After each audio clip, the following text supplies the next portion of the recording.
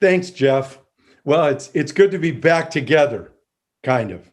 Can't wait to see all of you, but this is a step forward, and we're going to talk today about building teams and teamwork and how all of these things can turn out that we've dealt with for the last year, how they can all turn out to be motivators to move forward. And I want to remind you two or three things. One, I had an uncle that was a blacksmith when the car was invented. And he I didn't know him personally. I knew his son, my uncle, who was an architect, and he shared a lot that his father had taught him about dealing with change and going through change. Now, this is also a guy with enough vision back then that he said, at the same time when the patent office, the head of our US patent office, was saying everything that can be invented has been invented, my uncle's father, my great uncle, was saying to him, we're going to invent so many things till we have no time left. We're going to invent so many things to save time till there's no time left.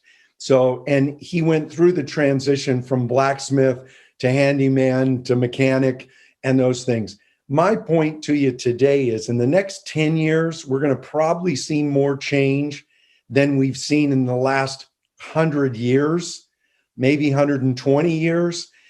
Definitely more than the last 25 years.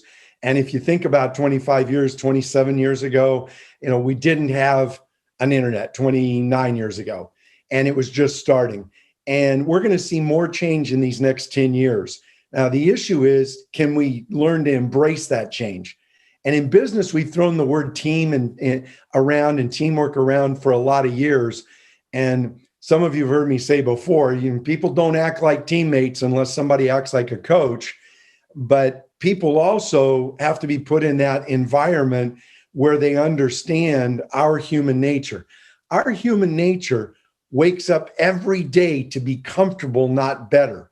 And we're fighting every day, climbing up our own ladder to find the most comfortable way to do our life, our job, our relationships. We've done that with business. Now, I want to remind you, 120 years ago, take a look at what we didn't have. But think about this one too. 120 years ago, does anybody know how many people were on this planet? And I've asked that this last year, and I don't find very many. I haven't found actually anybody who just can jump up and tell me. About 1.5 billion, 1.7 billion, somewhere in that range. Now we're pushing 8 billion. So the planet has changed in 120 years. I'm old enough to remember the first mall. And my kids now are talking about there's going to be a point when the younger grandkids are going to go, you guys used to go to the store to buy things? It's changing. We're in a new economy, and it's not going to be the same. But normalcy bias is one of our human biases. The phrase was actually coined after Katrina, because you remember seeing all of the people on rooftops, and they'd been told to evacuate, but it had never flooded where they were. And they'd been warned before, but it had never flooded. So if it's never happened before, it's not going to happen now. And that's normalcy bias. And you mix normalcy bias with confirmation bias, and they're two really dangerous things that we get in ruts and routines.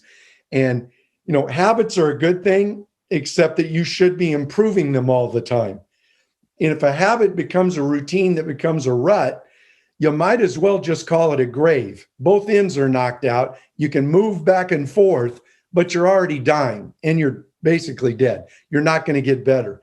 I've said in the past, the studies show that a 20-year veteran, and not just in simple business tasks, forensic accountants, neurosurgeons, heart surgeons, very specific skill sets, 20-year veteran gets no better results than a 2-year veteran. Now, that's because we get to that moment of comfort, our confirmation bias kicks in, we get familiar with what we do, and we can do it in our sleep. And we've all got employees that can do it in their sleep. And then we wonder why we make errors, make mistakes. The 2-year mark is interesting because over the years, for me, I always found that it took 2 years to hit that kind of aha moment that I got it. And I was at my best, and my people were at their best. So what do? You have to circle back and attack being mindful and present. renewing your mind so that you can stay focused. Otherwise, your confirmation bias kicks in. That's what holds you back. Confirmation bias means whatever you believe today, that you're going to wake up every day just seeing what proves that belief. You won't even be able to see the contradictory information. So it's hard to grow and improve if your brain has shut down. And we go, what do you mean shut down? Well, technology is wonderful today in that we can watch the brain work. And as the brain's working, we can see that it's like a muscle and it's exercising and the neural pathways are firing, and it literally will not see or respond to a contradictory truth that is contradictory to my existing belief. So now I'm stuck. How do I improve? How do I grow? Have to have that open mind. Over the years, some of you probably heard, your mind's like a parachute. It only works when it's open. If it's closed, it's going to help you die faster. John Wooden, in the Conversations with John, one of my favorite quotes of his was that as soon as you're good enough, you're done. And he didn't know the science behind it, but the neuroscience now and physiological tells us the instant you stop learning, the instant you stop and close your mind and stay comfortable, your physical organs speed up the aging process. Now, how does teamwork play into all of this? Teammates hold each other accountable. And the future, it's interesting. The future of your success is based on teamwork, collaboration. You guys have pulled together this year, shared and worked back and forth. That's the strength of the pack. It's the old Rudyard Kipling. The strength of the wolf is the pack. Strength of the pack is the wolf. As you join together and share and challenge each other, stop looking to confirm to each other that you're okay and challenge each other to be better. That's what teammates do. So dealer to dealer, challenge each other. Teammates within each dealer, each of you as a business, if you're a teammate, you're challenging each other. Now, here's another interesting fact from the neuroscience field. We just saw studies just recent that we've heard for years. You are the accumulation of the 5 people you spend the most time with. And that makes sense. It's just kind of, we get along and those are the people we're coming. But problem is when you get with 5 people or you get with your team and everybody's thinking alike, only one person's thinking. And if only one person's thinking, you're never going to get better ideas and improvement. So teammates should be exchanging ideas and challenging each other to think. But again, our nature, we don't wake up to get better. We wake up to be comfortable, drive to work to have a good day, no hassles, no headaches, no problems. That doesn't happen often. And then we're frustrated. Let's wake up every day to improve. It's back to what's the standard set in your business. Now, this is another big part of teams. For years, we've set goals, and you can set a goal and you can reach your goal. You can set a goal and manage to blow that goal away. But what if that goal you set isn't close to your best? What if instead you set the bottom, you draw a line, say, this is our lowest standard of behavior and performance that we'll tolerate. We will not go below this. If you set standards, you open up the top to what's possible. And so I would tell you the next 10 or 15 years of peak performance and training and team building is going to be about having high standards, but a standard that you could live with, but we're going to blow that away because none of you actually want to be average. I've been through that with all of you before. And for those that you haven't, none of us will admit to waking up and looking in the mirror and going, all I want to be is average. Nobody admits that. But again, we're wired to seek comfort, which makes us average. We're also wired to make excuses. We're making excuses all the time, and we don't make them up. We use truths, we use obstacles, we use adversity as an excuse. I mentioned we're living in the transition to a new economy. We're not going back. It's not a new normal. Normal should always be changing, and it has been. It's just our life experience is so narrow and short that we think of our normal, and that normalcy bias kicks in again. And that's what we're looking at. So the challenge for each of us is to figure out, how do I wake up every day and renew this mind, open my brain up, talked in the past about to-be list and creating those and spending at least 1 minute 3 times a day, actually focusing your brain on who you want to be to bring to what you do. That's an important task. And even the people I work with regularly, and they're doing it, and then they stop because they get too busy, which is the number one excuse in humankind that makes us mediocre, makes us average. I'm too busy. I don't have time. Everything can be scheduled, and everything gets scheduled that's a priority. But again, you're going to wake up every day and your default settings are going to suck you back down to a place that will make you average. So the first standard I would challenge you with is to draw that line and say average is unacceptable. There's no more average or mediocrity accepted here. So let's use that as our test for everything that happens. Did we do that average? Is that above average? Is that exceptional? You have to be obsessed with improvement to ever experience excellence. Now, that said, that obsession with improvement, it's not that we're not thankful and grateful. Teammates should be thankful and grateful. Leaders, thankful and grateful for the efforts of each other, but never satisfied. Satisfaction is what starts to shut us into that routine, that rut that is our comfort level. Now, that being said, how do we build teams? How do we do it when we're more remote? For me, this was easy this last 12 months. I've been on Zoom for 4 years, thereabouts. Been doing video. When video training hit, we can communicate better. With my clients, I'm reminding them, salespeople, take advantage of this time to keep using FaceTime and Duo and Zoom to communicate with your customers, communicate with the field, FaceTime and Duo with superintendents and project managers, because 93% of human communication is nonverbal. 57% of it is visual. And so there's a chance to improve our communication, even though we're disconnected. Now, think about that. What we did with technology was roll into emails, and we email our teammates, we email our customers. Email is a lousy communication tool. It's a tool to share information.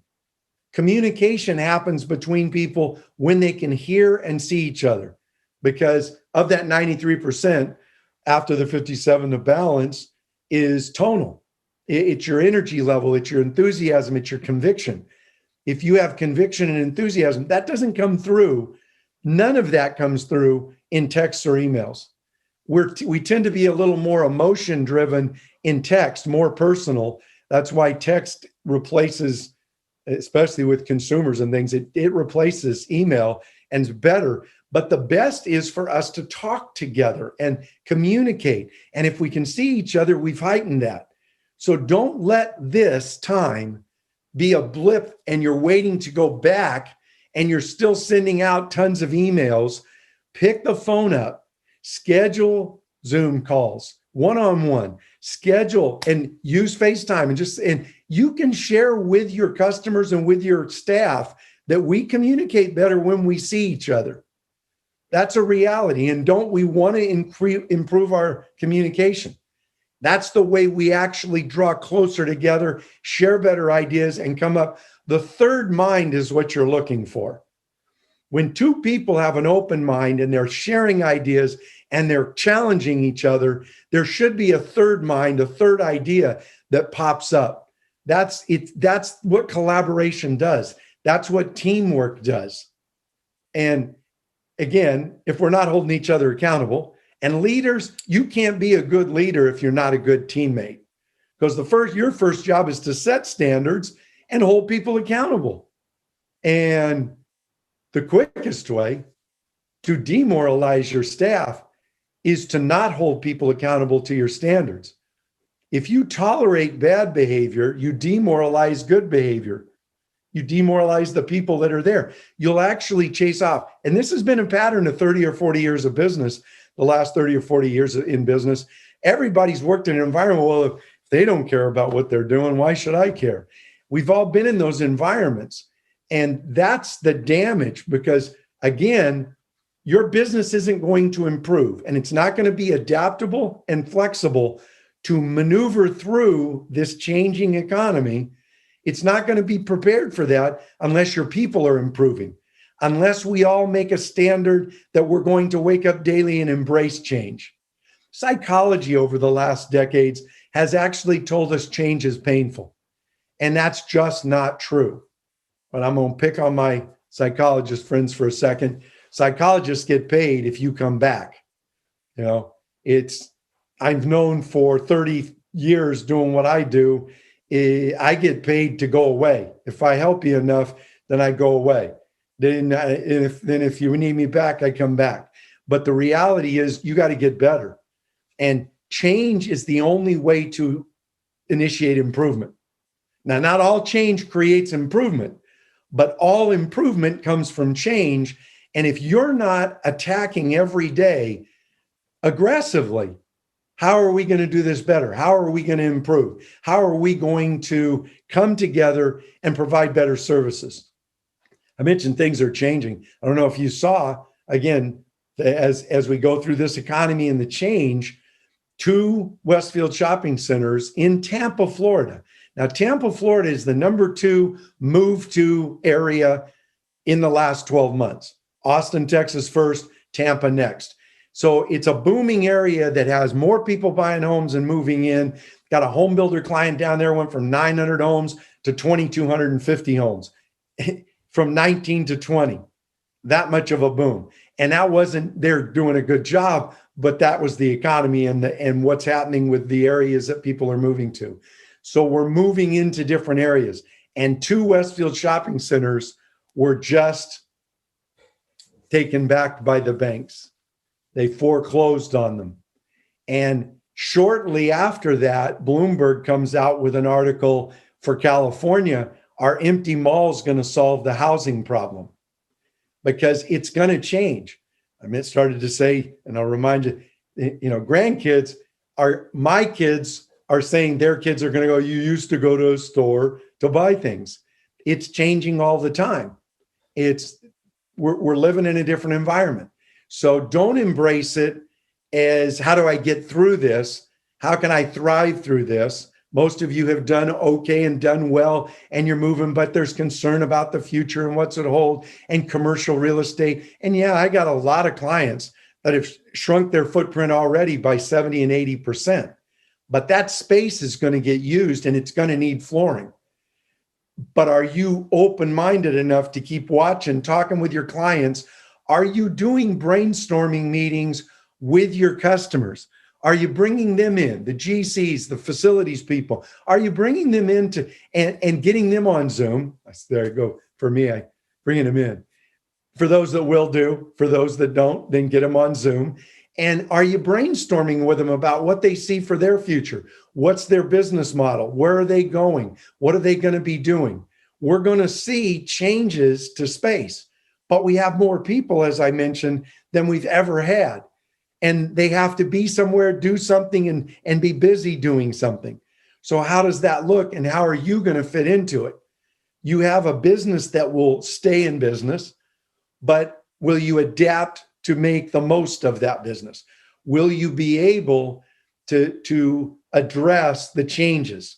You won't if you're waiting to go back to normal. You won't if you're not challenging each other to learn, grow, and improve. If you're not doing that, then you're already shrinking back and waiting to expire. Now, if you want to have a conversation with somebody who understood change, or a species that understood change, and you want to really find out about it, just ask a dinosaur. Yeah, they don't exist, right? They didn't adapt well, and it was too big a change for them.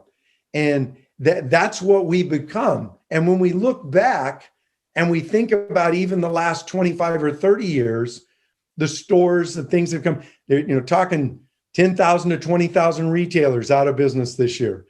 Big mall in Vancouver shut down for them, the business, the owners of the mall shut it down so that they could rebuild and make it housing and stores and entertainment as a mix, but a living environment, not just a shopping environment. And I don't know if you're aware, but in America, we have about 28 square feet per person in America of retail space. 28 square feet of retail per person in the US. The next largest economy has 5 square feet of retail per capita. And now that's just norm in how we built our businesses up. But think about now as technology has rolled into this.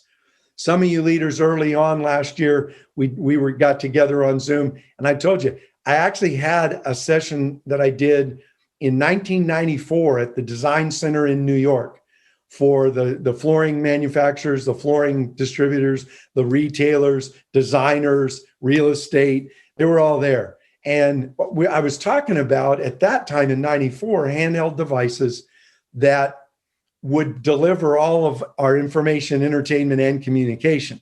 And people would shop by video, and that this was coming. And the pushback was, well, people like the retail experience and they like to shop and they like to go out. And there was a husband that was there from one of the designers who happened to be a doctor who was working at the time on the AIDS virus. And in the Q&A, he said, it can't happen today. This was 1994. But he said, what Mike's talking about with technology, when that is in place, one pandemic would escalate and accelerate the change in what he's talking about. Because at that time, I was talking about mom and pops opening up shop in a garage, coming up with a product, and they could sell it worldwide with the internet and what was coming. And the more these handheld devices made it easier. All of that I've been speaking about for 27, 28 years. And we're in the midst of it. We're in the midst of a change. And it's not negative or positive, it's change. And so as you get distracted with the positives and the negatives philosophically, just keep looking down the road to go, how do we fit in? This is going to change. It's not going to be the same. And the only thing that will make you strong enough to thrive into that change is teams. What's that mean? Where's your team leaders? I said there has to be a coach. So, and I've said to you owners before and leaders, it's not always, the coach isn't always the top executive or the number 2 executive. Where are your coaches? Have you designated who those leaders are? Do your people know you support them to help the others? And do you know, and do your people know that what you expect from them is personal development and growth all the time? You've seen it, and you've seen it now for a good long time. The learn, grow, and improve your attitude, skills, and actions to be an unselfish, trustworthy expert who's helpful, caring, and courageous. If there was ever a time we needed more of all of that, it's today. Everybody needs that. When you're dealing with your customers, when you're dealing at all levels, who do they ask them the question, who they trust the most to start, manage, and finish their jobs? You want to get them thinking about that. That's the reason to do business with you. You're the elite group that is functioning with integrity and doing it right and trying to care about your customer and put them first. We have spent decades building businesses with selfish intentions and for vain ambition. And that's never been the right way to go about success. Do nothing out of selfish intentions, do nothing out of vain ambition, and you'll raise the level of your relationships, you'll raise the level of your performance, your profitability goes up, because those companies with customers, not sales, those with customers make the most money. And we'll define that. That's the ones that trust you to start, manage, and finish the work. So for everybody in the chain, you're touching that customer. Are you making them a customer? Are you making them a customer? Or are you just getting through the job, getting it finished, get it as fast as you can, cutting corners? Or are you making a customer? Are you actually finishing so that they will only want to do business with you again? That has to be the case. Remember, we're not the cheapest, we're the least expensive. And what do I mean by that? The best quality, the best service over time ends up being less expensive. It's an investment in yourself and your customers. If you can get your customer to understand that in the next 5 years, you'll save them money. But job by job by job, no, you can reduce headaches, problems. There's a ton that goes on. But if you're doing it right, you'll save them money, but it's over time. And you'll make them customers for if they're in the middle, the design industry, if they're in GCs, if they're facilities, everybody, your job's to make them look better. How do you do that? That takes teamwork, and that takes getting everybody on the same page. Now, when I say that, almost always in your mind, all of you have that moment where it's like, that's a good idea. Everybody needs to get on my page. And that's not what I said. We need to get on the same page, not just yours. Leaders, you get to lay out the first page, the standards, don't you? Now get the team on that page. And there's always, when you look around, and we're having a team meeting and we're having this conversation, look around. If you're sitting in small groups, look around. There's a missing teammate. It's your customer. They have to be brought into the family. They have to be brought in as a teammate. Customers in construction of any kind are as happy as they participate in the process. And that's a statement to make to them. And they have to participate in your process, because you can't adapt your process all the time to fit each customer. You can make little adjustments, but you can't be this blown in the wind, because you won't be good at it. You have to have a process that will deliver quality results and ask your customer to participate to their benefit, See the difference? Now I'm serving. Now I'm the surgeon who is willing to tell you the truth about what they're going to do to your body, to tear it up, to put it back together, but they're doing it to make you healthy.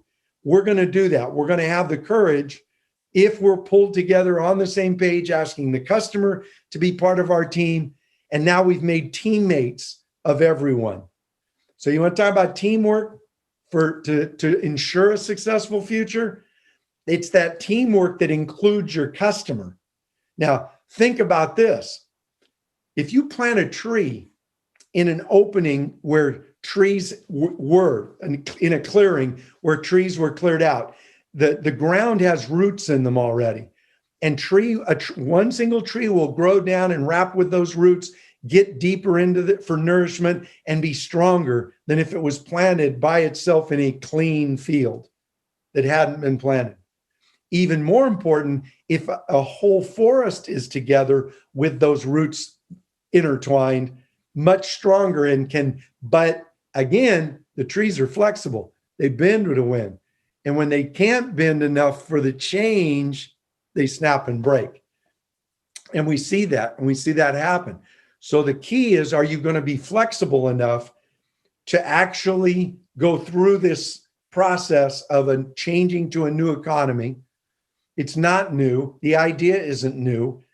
We've been headed towards change for a good while, but we've had such a long, nice run of comfort. It's hard for us to step aside and go, okay, wait a minute. How are we going to do this? And how are we going to do this better? We haven't asked that. My younger executives I deal with, when this all hit and we jump on video together, they laugh that this is so 5 years ago. Okay. It's not new. It's if you learn how to use technology to engage your customer, you can engage more customers in less time and do better business and do more business. If you don't, you're going to get beaten by the competition that does. You're going to get beaten by the competition that adapts and embraces the technology. Don't know also if you saw, we talked about Pepper the Robot in the past, talked about robots, AI, what's coming, what's happening, chat bots, and all that's going on that is working and improving and moving forward. And Walmart, I had showed you a few years ago when we were looking at Pepper, Walmart's little stocking robots, okay? They just announced that they're going to shutter some of their stores not close them, but they're going to shutter them as a store and turn them into distribution centers using those stocking robots to take the order online, fulfill the order, and bring it out to you. So it will be for pickup and delivery pickup only, and that's happening. We're looking down the road 10 years. I challenge you, 10 years. 5 years, we usually overestimate the change, but the next 5 is going to be enormous. 60 months, like that. But the 10 years, we usually underestimate the amount of change that technology and thing. But we're in a rapid, accelerating age of change. And these next 10 years, we're only 10 years away from gas automobiles may not be made. Serious discussion now. The GMs, we're talking about that may not be a thing. And forgetting your belief system, you just can't put 8-9 billion people on the same planet and use things the same way that we did when there was 1.5 billion. So there's some reality to look at and go, okay, wait a minute. I need to embrace change to do what I do better, to actually prosper and thrive and live good lives. I'm not so much worried about all you guys and men and women that are out there that are, in my age bracket. You're in a boomer, even Gen X, you're a little older. But, when you start talking about you millennials and what you're going to see going forward, and I've defended you before, boomers raise millennials, so don't complain about millennials. What we have watched over the last year and a half, and actually I've been talking about it for almost 30 years, is that we have 3 generations on the planet: boomer, X, millennials. Now we're getting ready to come to a new one coming into the workforce. We've got generations that gradually get weaker since our parents, since the great generation. We're not as mentally tough. We are all a little bit more pampered and more entitled, and we don't think it's fair, and we don't think it's right. And we go back to fair and right wasn't something that was promised to us. Just wasn't. What was promised to us is that the world would give us what we were willing to put into it, if we're willing to endure and persist, and only if we do that with unselfish intentions and no vain ambition, because those 2 things will sabotage you. Sales became a selfish issue.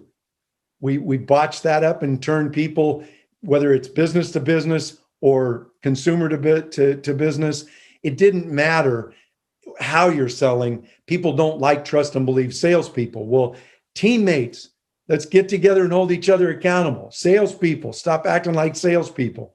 Start acting like the servants you were meant to be, in a way that you can go out and make a difference. That's why I said unselfish, trustworthy expert. If you're an unselfish, trustworthy expert, you can provide advice that will build and make customers, that will make new teammates out of your customers. But are we treating them that way? Do we view them that way? Do we have an open? Now we don't compete with just other dealers. We compete with our customers. We've taught sales as a competitive sport when it never was. It was always a service.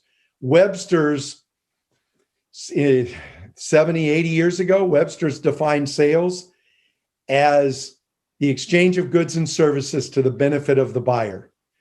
Zig Ziglar, something that got lost in Zig's training after he was gone and hasn't been re-spoken about much, but Zig said it. Every transaction, if you want to grow and build a business, every transaction should be at least 51% to the advantage of the buyer. Now, that doesn't mean we bend over backwards and give things away, we lose money. You have to be profitable to serve and make customers. But if your customer isn't benefiting more than you, if you don't care more about your customer, if you don't care more about your teammate than you do yourself, you'll never have teams. Leaders, think about that. If you don't care more about your team than you do yourself, you'll never have teams. Teams, you'll never be teammates unless you care more about each other than you do yourself. And again, we don't wake up unselfish like that. Those of you that have been parents, are parents, throw one rattle in a crib with 2 babies. You got to get them a little bit big enough, but a few months in, and you'll have them fighting over a toy. If you got two kids and they're a year or two apart, you'll have them fighting over things. It's not in our nature. If it was in our nature to be unselfish, we wouldn't have to teach sharing. It would come naturally. It doesn't come naturally. Okay. Serving doesn't come naturally. Pleasing people to get something does. That's manipulative, but that's selfish. And a lot of salespeople go into sales because they're people pleasers. You've heard me say it. I'm a recovering people pleaser. I didn't actually break out and become my best till I realized not going to please anybody anymore. I'm going to tell you what you need to know. And if you don't want to hear it, no one can help you. So you can't help somebody who won't let you help them. And if they're not ready to give up what they believe that's holding them back, you can't help them.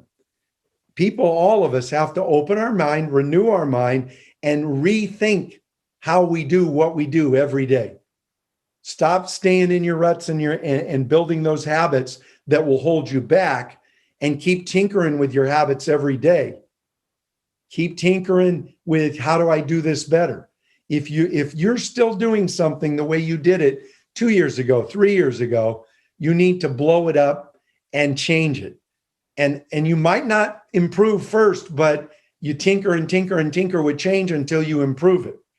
Remember, that's what I said. All improvement comes from change. And you can't make excuses and progress at the same time, no more than you can improve by staying the same. So teams are the issue of how we best do this. And it is interesting. I started down this road and I'm going to finish on it for you. What we've now found is the people you associate with and the people you're around, it isn't just that they challenge you. It isn't that they just inspire you. Their behavior changes the way your brain works. The way they think changes the way your brain works. So if you're surrounded by people that don't make you better, you need to change. First, you need to be that change. And then next, if they won't come with you, you need to make changes. The issue of improvement is change our people or change our people. That's the only way a business gets better. Teams get better. Do you know statistically, when a coach takes over a professional team, the vast majority don't win with the same players. Occasionally it happens. That's second tier. Barry Switzer won with Jimmy Johnson's team. George Seifert won with Bill Walsh's team in San Francisco. Of course, Seifert was smart enough that he brought Montana and Rice and those guys together and said, all right, they've said Bill Walsh is a genius. Now he's gone. You guys going to prove you had something to do with it? And then he stepped back and got out of their way. And not completely, but he knew that the challenge was there. It wasn't just about Bill. We're about to go into a Super Bowl with Tom Brady shifting teams, and he picked his team, and he picked the right team, obviously, that he could work with and be a teammate to. But you heard Bruce Arians, their coach, say it took one person to change their culture. And it wasn't Bruce Arians.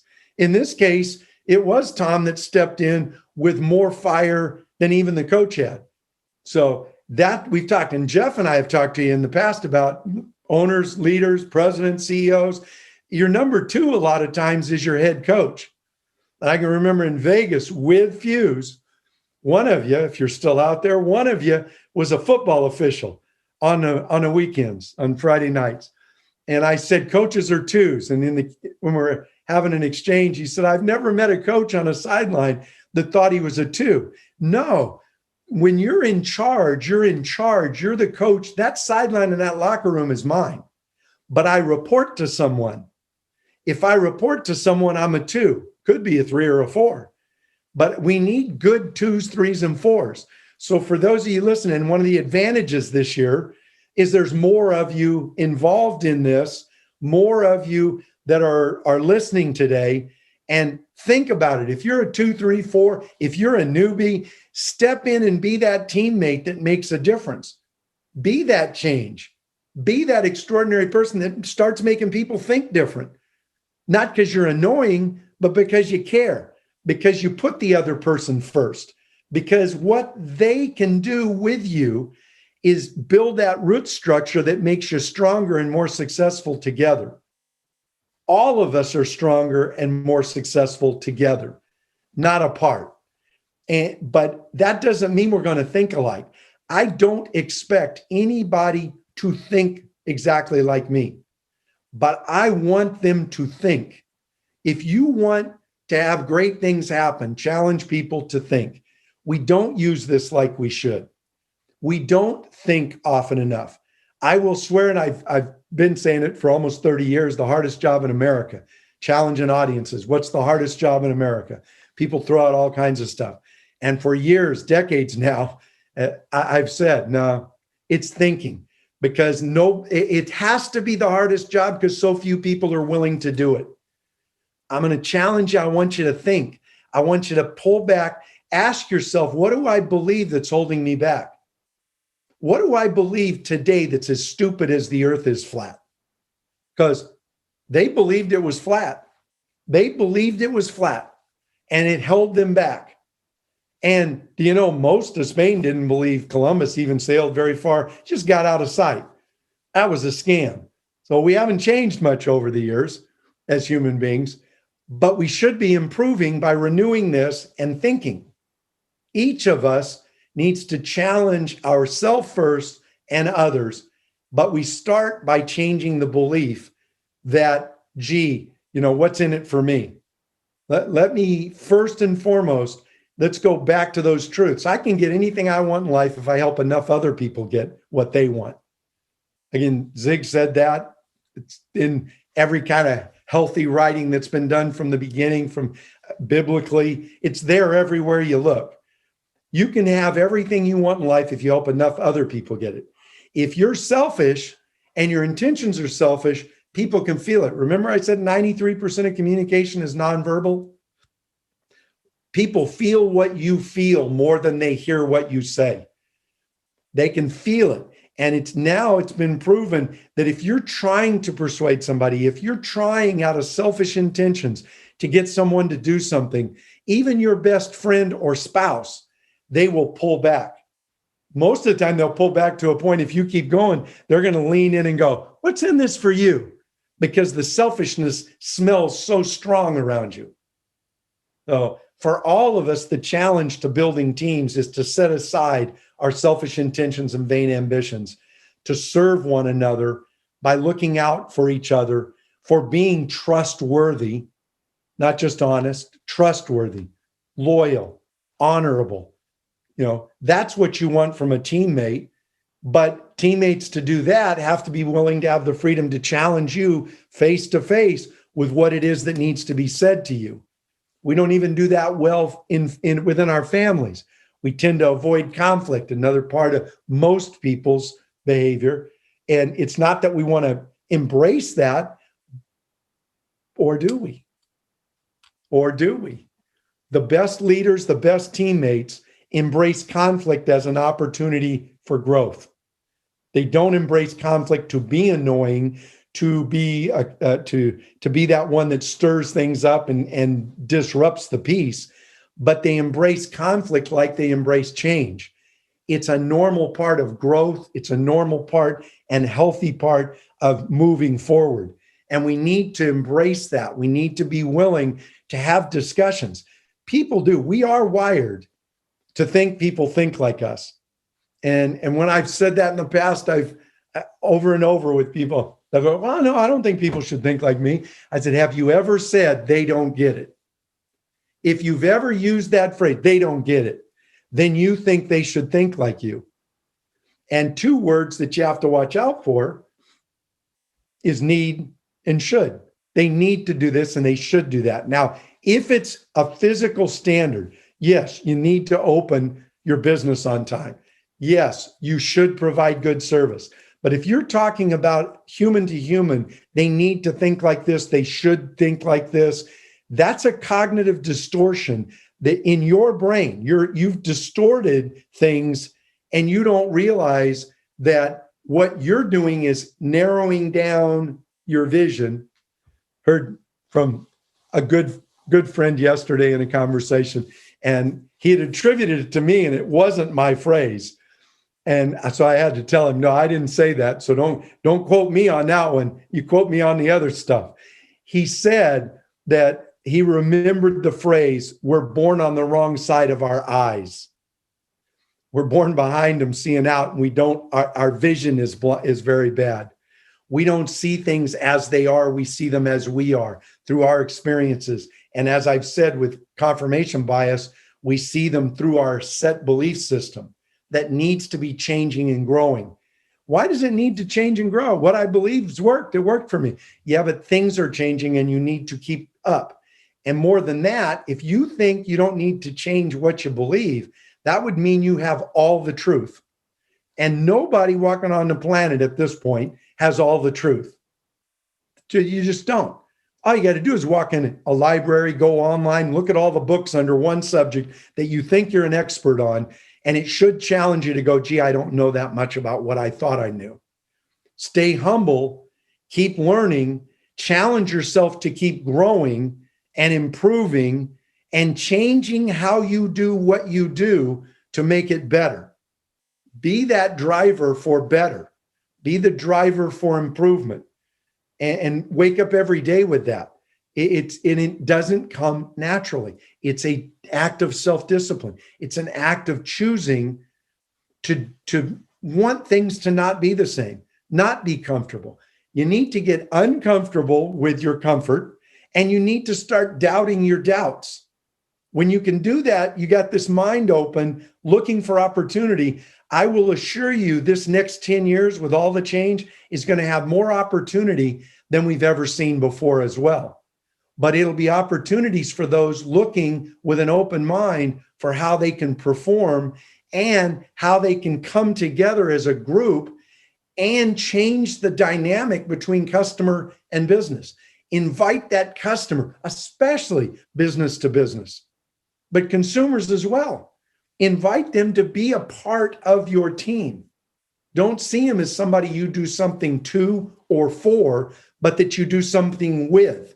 We do this together so that you get everything you want out of our interaction and our teamwork. So each of you check yourselves there. Think about what it is and your motives. If you're struggling, I will challenge you. You can probably find the core of your struggle in selfish intentions or vain ambition. It's the core of most struggles for people when relationships, business, personal, reason you're struggling to solve problems. That's the core in most cases. There's other things too, but those are usually there. Sometimes there's other things that are causing those things. But for each of us. So again, team leaders, you can't be good. I said it, you can't be a good leader unless you're a good teammate. Teammates, you can't be a teammate unless you hold each other accountable, unless you bring your best attitude and your best effort all the time. There's never an excuse. Your best attitude, your best effort all the time. That doesn't take talent. That's a choice you make based on your character. And your talent may get you noticed. It may even get you to the top, but it won't keep you there. It'll be your character that keeps you there. It'll be who you are and your integrity and your self-discipline, who you are that can keep you there. And it won't keep you there static. It'll keep you growing. Okay. That said, I want to encourage all of you, stay in touch, reach out. A lot of great relationships that I have with a lot of you out there, that group that I respect immensely. Make me glad that I never got away from the flooring industry. It's been a long time since I did what you did, but I loved it when I did it. But I'm glad I never got too far away from it because I've met some of the greatest people I know working and leading and companies in the flooring industry. And you're in a good industry that's going to be needed for a long period of time because we're not stopping building.